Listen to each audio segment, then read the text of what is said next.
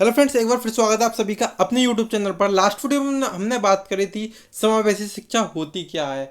अब बात करेंगे हम समावेशी शिक्षा के कौन कौन से भाग हैं और समावेशी शिक्षा में आखिर होता क्या क्या है और इसमें हम क्या क्या पढ़ेंगे। समावेशी शिक्षा को इंग्लिश में कहते हैं इंक्लूसिव एजुकेशन। और साथ ही बात करें इसकी तो समावेशी शिक्षा में बालक जो होते हैं सामान्य और विशिष्ट दोनों सम्मिलित होते हैं, इसलिए इसका नाम समावेशी शिक्षा रखा गया। और इसका कॉन्सेप्ट जो लिया गया यानी प्रत्यय जो लिया गया है वो कनाडा और अमेरिका दोनों जगह से लिया गया है। साथ ही बात की जाए यदि क्वेश्चन आ जाए ये कि समावेशी शिक्षा के जनक कौन है यानी फादर ऑफ इंक्लूसिव एजुकेशन, तो बताएंगे ऑबिट डैक्रोली। क्या ऑबिट डैक्रोली, ये नाम आपको याद रखना पड़ेगा क्योंकि ये क्वेश्चन कई बार पूछा भी गया है और आगे भी पूछेगी जाने की उम्मीद है। तो बात करते हैं सबसे पहले हम सामान्य बालक। तो आपको पता है नॉर्मली होते हैं, ठीक है, सभी जानते हैं सामान्य बालक। हाँ, आप और हम सामान्य बालक में ही आएंगे।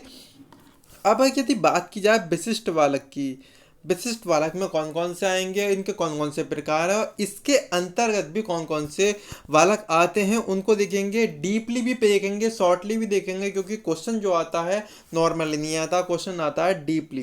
तो डीपली भी देखेंगे। पहले इसको देख लेते हैं शॉर्ट रूप में। शॉर्ट रूप में किस तरह से क्वेश्चन आ सकता है, पूछ लेगा शारीरिक रूप से विशिष्ट बालक कौन कौन से हो सकते हैं। शारीरिक रूप से क्या हो सकता है, उन्हें दृष्टि की कमी हो सकती है, श्रवण बाधित हो सकते हैं, मुख बधिर हो सकते हैं, अस्थि बाधित हो सकते हैं।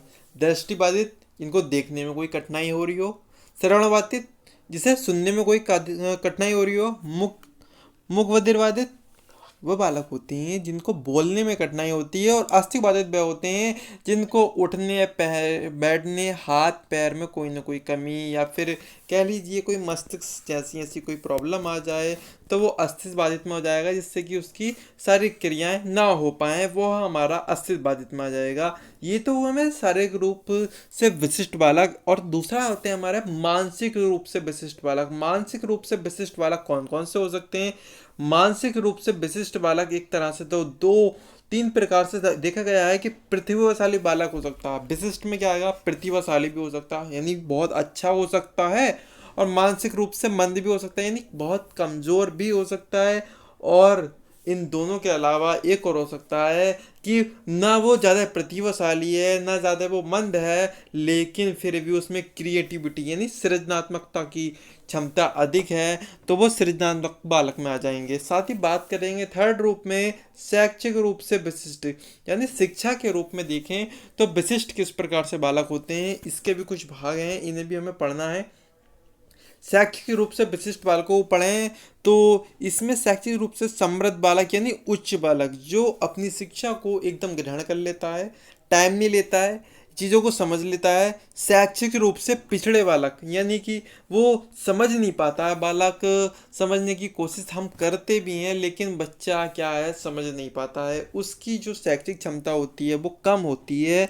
सीखने में निरुयोग्य बालक यानी सीखने में कोई योग्य नहीं है, सीखना उसके लिए एक तरह से असंभव कार्य बन जाता है, तो इस तरह के बालक निरोगीय बालक कहलाते हैं। संप्रेषण बाधित यानी एक दूसरे से कम्युनिकेटिंग जो बात होती है, एक दूसरे से हम समझते हैं, बालकों में एक दूसरे के विचारों को आदान प्रदान कराते हैं, वो चीज़ किसी बालक में नहीं होगी, तो वो संप्रेषण बाधित बालक में आ जाएगा। साथ ही लास्ट फोर्थ टाइप का आते हैं, हमने फोर्थ टाइप में आ जाता अपना मनोसामाजिक रूप से विशिष्ट। मनोसामाजिक यानी अपनी मानसिक अनुक्रियाओं और साथ ही अपनी मनोवृत्तियों के कारण जो बालक विशिष्ट होते हैं वो हमारे मानव सामाजिक रूप से विशिष्ट बालक कहलाते हैं। इसमें आ जाता कुसमायोजित बालक।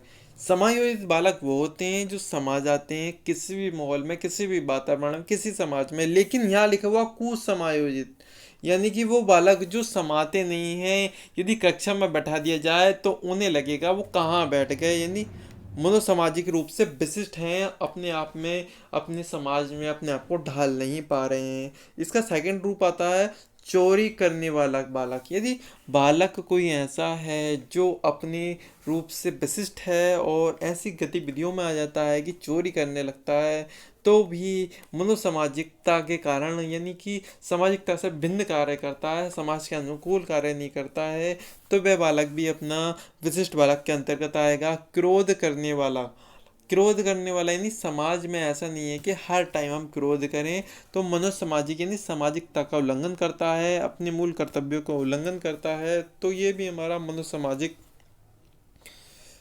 बालक के अंतर्गत आएगा। झूठ बोलने वाला बालक ये भी गलत कार्य है। नरों का आदि बालक, नशे का आदि बालक यानी नशे करता है, तो ये भी गलत है। संवेगात्मक रूप से परेशान यानी जो उसके संवेग हैं, हंसना रोना खेलना कूदना, इन संवेगों से भी वो परेशान है, तो वो भी बालक अपना मनोसामाजिक विशिष्ट बालक में आएगा। बाल अपराधी यानी कोई अपराध करता है, तो इस तरह के बालक जो भी होंगे सब हमारे किस में आएंगे, मनोसामाजिक विशिष्ट बालक में आएंगे। और इस प्रकार के बालक हमेशा पिछड़े रहते हैं, उन्हें आगे बढ़ने की उन्नति के अवसर नहीं मिलते हैं। एक्चुअली क्या है, वो गलत संगत का कारण बन जाते हैं। गलत संगत से ही आदमी व्यक्ति बेकार बनता है, अच्छा अन्यथा वो सभी सही होते हैं और इन्हें संगत सही मिले तो जाहिर सी बात है कि वो अपने आप को सफल बनाएंगे।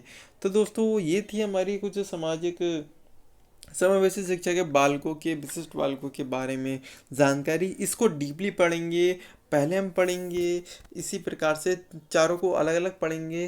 पहले बात करेंगे तो पहले हम पढ़ेंगे शारीरिक रूप से विशिष्ट बालक, इनके चारों प्रकारों को पढ़ेंगे। फिर हम बात करें मनोसामाजिक यानी मानसिक रूप से विशिष्ट वाला, फिर शैक्षिक रूप से, फिर मनोसामाजिक रूप से, चारों रूप से पढ़ेंगे, डीपली पढ़ेंगे, क्योंकि इसमें इससे क्वेश्चन बनता ही बनता है, इसलिए इसे अच्छे से पढ़ेंगे। उम्मीद है दोस्तों वीडियो पसंद आया होगा। वीडियो पसंद आया तो वीडियो को लाइक शेयर सब्सक्राइब कर सकते हैं आप, और इसी तरह की वीडियो आपके चैनल को मिलती रहेंगी। आप बेल आइकन को जरूर दबाइए, इससे कि आने वाली वीडियो को नोटिफिकेशन आपको मिल जाए। धन्यवाद दोस्तों।